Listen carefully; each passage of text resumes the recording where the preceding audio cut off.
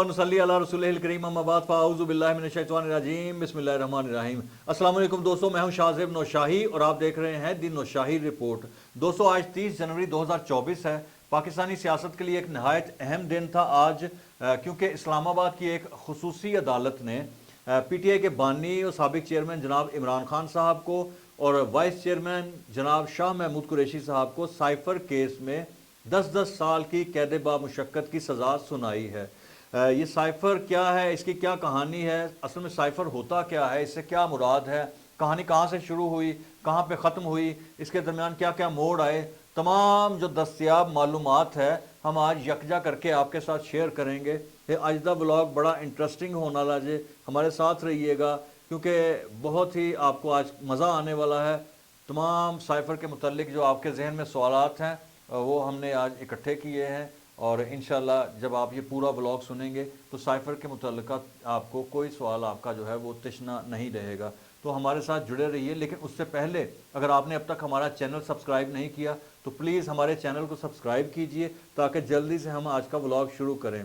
तो दोस्तों, 25 जुलाई 2018 को मुल्क में आम इंतखाबात हुए।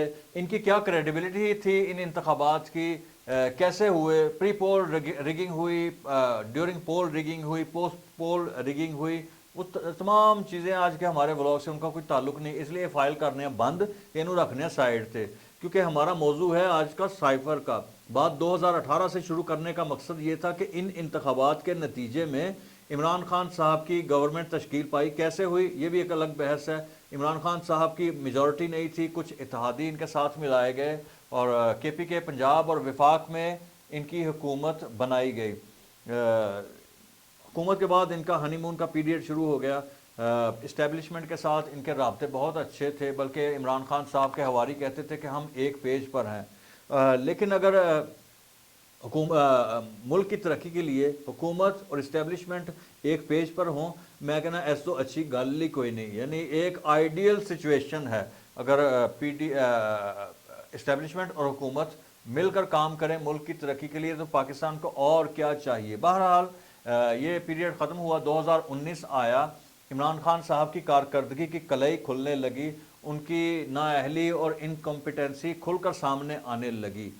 2019 में फिर बाजवा साहब को एक्सटेंशन दी गई और इस तरह से 2019 भी गुजर गया। 2020 में फिर जैसे जैसे इमरान खान साहब के नाअहली जो है वो मुल्क को इकनॉमिकली क्राइसिस की तरफ लेके जाने लगी, तो अपोजिशन की जमातों को एहसास हुआ कि अगर इमरान खान साहब की गवर्नमेंट को ऐसे ही चलने दिया गया तो मुल्क को नाकाबिल तलाफ़ी नुकसान होगा।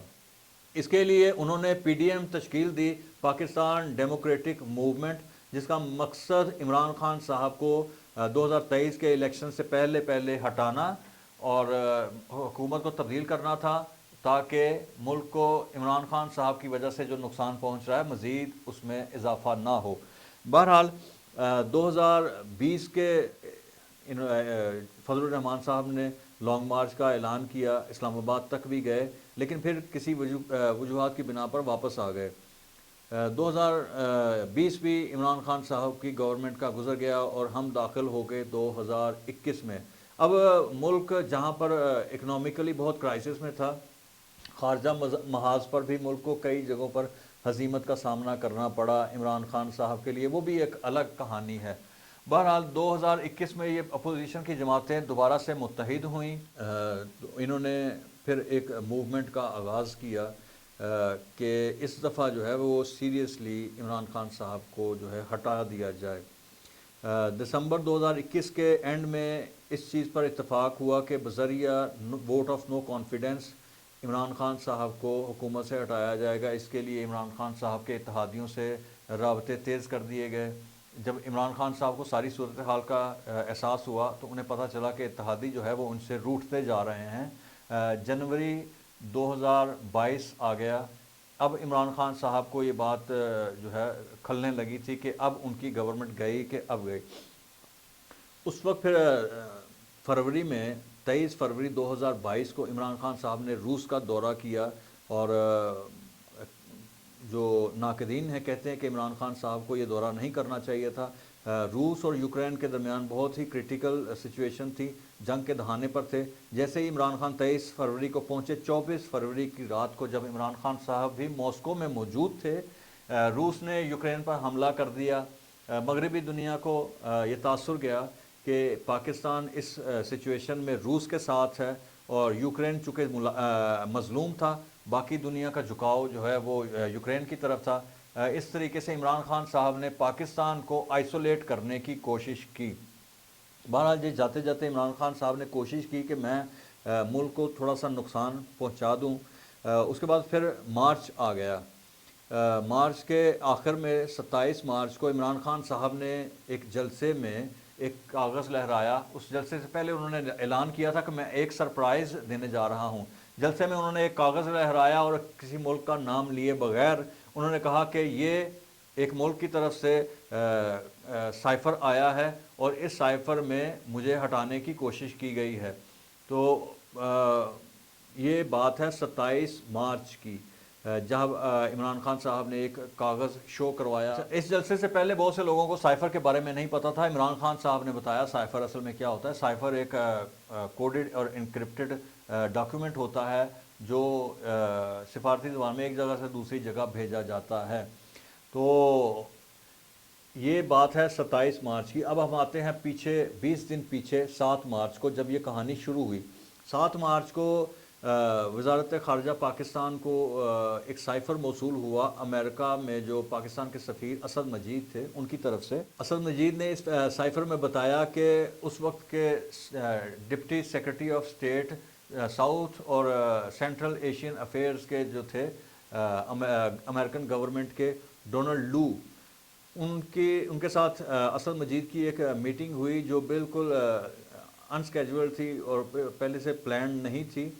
اس میٹنگ میں ان کے deputy secretary of state Leslie Viguerie بھی موجود تھے پاکستان کی طرف سے، defence attache brigadier Nauman Awan تھے، اور deputy chief mission Naveed Bukhari تھے، اور خود اسد مجید صاحب تھے اس میٹنگ میں۔ اس میٹنگ میں ڈونلڈ لو نے کہا اگر پاکستان میں عمران خان صاحب کی گورنمنٹ کو نہیں ہٹایا جاتا تو پاکستان کو اس کے بہت کانسیکوینسز دیکھنے پڑیں گے۔ اسد مجید نے اپنا منصبی فرض سمجھتے ہوئے اس میٹنگ کے منٹس جو ہیں وزارت خارجہ کو بھیجے، اور اس وقت کے سیکرٹری خارجہ سہیل محمود نے اس سائفر کے بارے میں عمران خان صاحب جو اس وقت وزیر اعظم تھے ان کے پرنسپل سیکرٹری اعظم خان کو اس کے بارے میں بذریعہ ٹیلی فون بتایا۔ اعظم خان صاحب نے عمران خان صاحب سے اس سائفر کے بارے میں ڈسکس کیا تو عمران خان صاحب نے کہا کہ میں اس سائفر کو عوام میں لے کے جاؤں گا۔ اعظم خان صاحب نے مشورہ دیا کہ آپ اس کے لیے میٹنگ بلوائیں۔ یہ بات ہے 7 مارچ کی۔ اس کے ٹھیک 2 دن بعد پی ڈی ایم جماعتوں نے بذریعہ سردار ایاز صادق 9 مارچ کو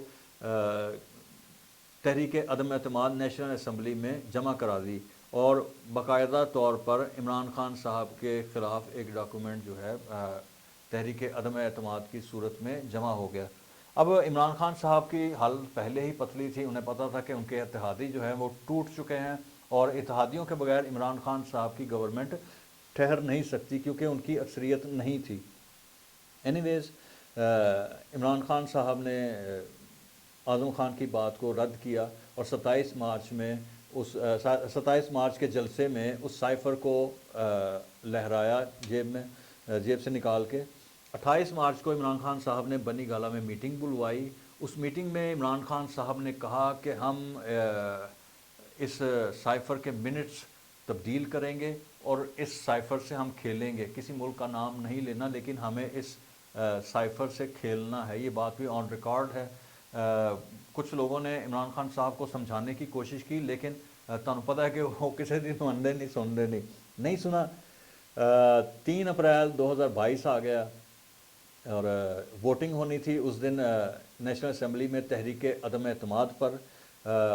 اس وقت کے اسپیکر اسد کیسر جو ہے وہ حاضر نہیں ہوئے، اور ڈپٹی اسپیکر قاسم سوری نے اس تحریک عدم اعتماد کے خلاف یہ کہہ کر رولنگ دی کہ آرٹیکل 5 کا سہارا لیا کہ اس تحریک عدم اعتماد کے پیچھے بیرونی سازش ہے، لہٰذا اس پر ووٹنگ نہیں ہو سکتی، اور اسمبلی کا اجلاس غیر معینہ مدت کے لیے ملتوی کر دیا۔ اس وقت کے چیف جسٹس عمر عطا بندیال نے سو موٹو لیا، کیونکہ بہت زیادہ پریشر تھا، سو موٹو لیا گیا اور پارلیمنٹ کو پابند کیا گیا کہ 9 اپریل سے پہلے اس پر تحریک عدم اعتماد پر ووٹنگ کی جائے، اور اس کی دوسری صورت میں بہت زیادہ نقصانات ہوں گے۔ 9 اپریل کو ایک بہت ٹینس سچویشن تھی اسلام آباد میں، اگر آپ کو یاد ہو، پارلیمنٹ کے باہر قیدیوں کے لے جانے والی وینز بھی آ گئیں۔ اسد کیسر اور قاسم سوری نے جو ہے اپنے عہدے سے استعفیٰ دے دیا، اور سردار ایاز صادق نے ووٹنگ کروائی۔ اس ووٹنگ کے نتیجے میں تحریک عدم اعتماد کامیاب ہوئی اور عمران خان صاحب کی گورنمنٹ کو ختم کر دیا گیا۔ عمران خان صاحب کو وزیر اعظم ہاؤس سے بنی گالہ بھیج دیا گیا، اور بظاہر یعنی عمران خان صاحب کی حکومت کا جو ہے وہ چیپٹر کلوز کر دیا گیا۔ نئی حکومت آئی، شہباز شریف وزیر اعظم بنے، نئی کابینہ تشکیل پائی، اور ایک نئے سرے سے حکومتی معاملات کا آغاز ہوا۔ اچھا، عمران خان صاحب کی گورنمنٹ تو ختم ہو گئی، وزیر اعظم بن گئے شہباز شریف، نئی کابینہ تشکیل پائی۔ عمران خان صاحب نے اپنی گورنمنٹ ختم ہونے سے پہلے جو اعظم خان نے ان کو سائفر کی کاپی دی تھی، وہ عمران خان صاحب نے کبھی واپس نہیں کی، اور پوچھنے پر بتایا گیا کہ وہ گم ہو گئی ہے، اور منٹس اس کے تبدیل کر کے وہ تبدیل شدہ منٹ عمران خان صاحب نے اس وقت کے چیف جسٹس عمر عطا بندیال کو بھی بھیجے۔ یہ ان کی حکومت جانے سے پہلے کی بات ہے۔ تو اس لحاظ سے عمران خان صاحب پر کئی کیس بنتے ہیں، ایک فورجری کا، سائفر کو گم کرنے کا، اور ایک یعنی آفیشل سیکرٹ معلومات کو غیر متعلقہ افراد تک پہنچانے کا۔ 5 اکتوبر 2022 کو عمران خان صاحب، شاہ محمود قریشی، اسد عمر، اعظم خان اور ان کے معاونین پر مقدمہ درج ہوا کہ انہوں نے سائفر کی جو معلومات ہیں اس میں رد و بدل کی، اسے تروڑ مروڑ کر، اور غیر متعلقہ افراد تک اس کی رسائی دی، یعنی غیر متعلقہ افراد کو رسائی دی اس تک۔ تو مقدمہ درج ہو گیا 2022 میں، اور عمران خان صاحب کو اب اپنا مستقبل جو ہے وہ تاریک نظر آنے لگا۔ انہوں نے لانگ مارچ کا اعلان پہلے ہی کر رکھا تھا اسلام آباد کی طرف۔ لانگ مارچ شروع ہوا لبرٹی سے اکتوبر کے آخر میں، لیکن اس لانگ مارچ کے شروع ہونے سے پہلے عمران خان صاحب کو پتہ چل گیا تھا کہ یہ ایک ناکام لانگ مارچ ہے۔ اس سے پہلے انہوں نے 25 مئی کو 2022 کو ایک اٹیمپٹ بھی کی اسلام آباد میں، وہاں پہ بھی حالات خراب کرنے کی کوشش کی، اور اس وقت کے وزیر داخلہ رانا ثناء اللہ نے اسے کنٹرول کیا اور ان لوگوں کو منتشر کیا۔ کوئی ایسا سچ کوئی وہاں پہ نقصان نہیں ہوا، لیکن املاک کو کافی نقصان پہنچا۔ یہ 25 مئی کی بات ہے 2022 کی۔ اس کے بعد پھر جب انہوں نے اکتوبر کے آخر میں لانگ مارچ شروع کیا، وزیر آباد تک جاتے جاتے انہیں پتہ چل گیا کہ یہ ایک ناکام لانگ مارچ ہے۔ 3 اپریل 2022 کو وزیر آباد میں پھر ایک سانحہ ہوا جس میں مبینہ طور پر عمران خان صاحب کو گولیاں لگیں۔ انہیں فوری طور پر شوکت خانم ہسپتال لایا گیا، وہاں سے پھر اس کے بعد انہیں زمان پارک، ان کے جو آبائی گھر ہے وہاں پہنچا دیا گیا۔ وہاں پھر یہ کافی عرصہ رہے، کچھ یعنی اپنی گرفتاری سے پہلے تک وہیں پر رہے، بنی گالہ نہیں گئے، کہ 1 یا 2 دفعہ صرف اس دوران بنی گالہ گئے۔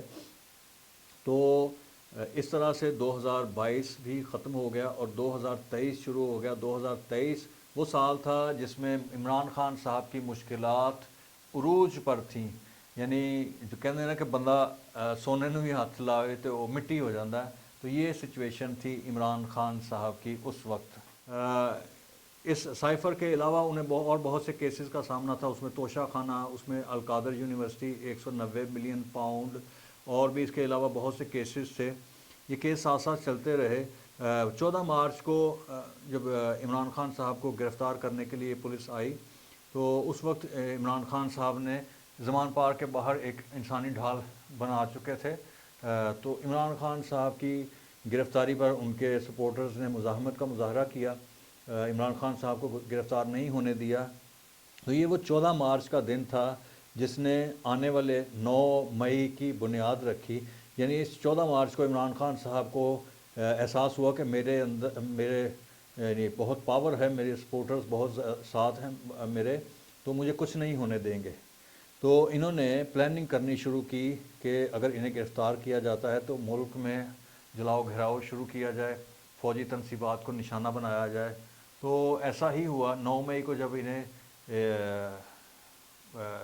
اسلام آباد طلب کیا گیا جوڈیشل کمپلیکس میں, تو وہاں پہ انہیں گرفتار کیا گیا, جس کے بعد پورے ملک میں پی ٹی آئی کے لوگوں نے جلاؤ گھیراؤ شروع کیا. 9 مئی کا وہ دن تھا, آپ سب جانتے ہیں 9 مئی کے بارے میں. تو اس کے کچھ دن کے بعد عمران خان صاحب کو رہا بھی کر دیا گیا, لیکن 9 مئی جو ہے وہ بنیاد بنا عمران خان صاحب کے سیاسی کیریئر کے خاتمے کی. ساتھ ساتھ یہ کیس جو ہے سائفر کا چلتا رہا. 5 اگست کو جب توشہ خانہ میں عمران خان صاحب کو گرفتار کیا گیا, اس کے بعد اگست میں ہی پھر اس کی سائفر کی دوبارہ سے ایف آئی آر درج ہوئی.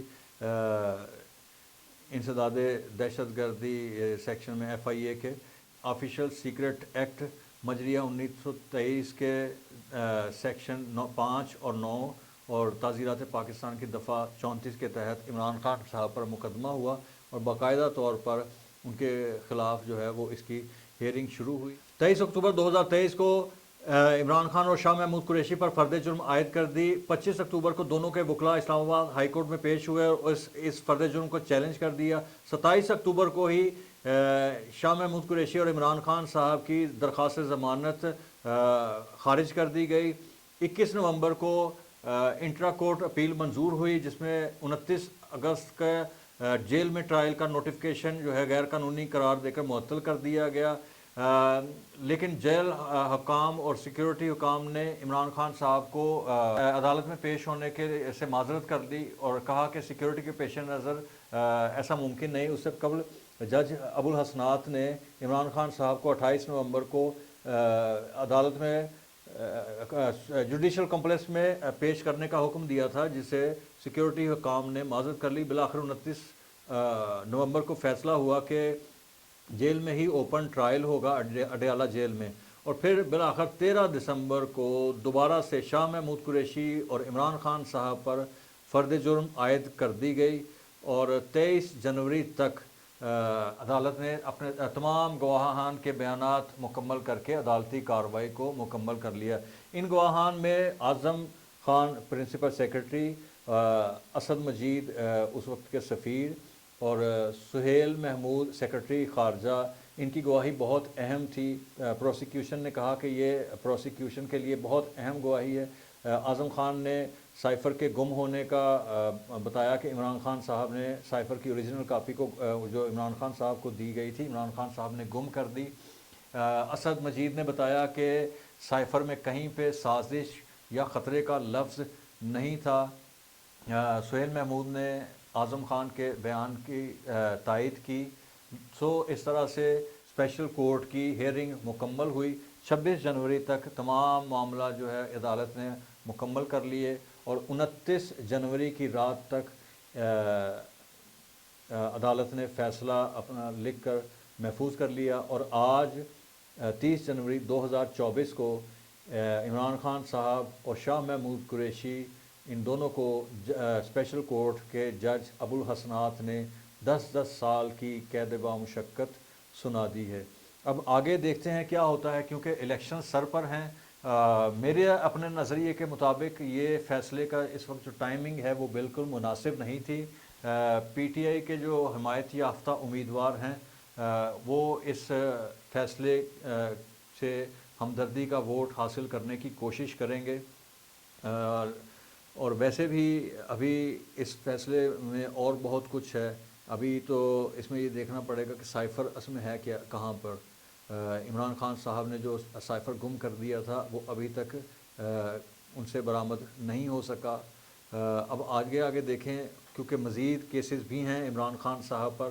اس میں سب سے اہم توشہ خانہ ہے, القادر یونیورسٹی ہے, پھر 190 ملین پاؤنڈ کا کیس ہے. اس کے علاوہ بھی اور بہت سے کیسز ہیں عمران خان صاحب پر, اور سب سے اہم 9 مئی کا کیس ہے جس میں یہ بات ثابت ہو چکی ہے کہ عمران خان صاحب نے فوجی تنصیبات کے خلاف، ملک کے خلاف جو ہے سازش رچی تھی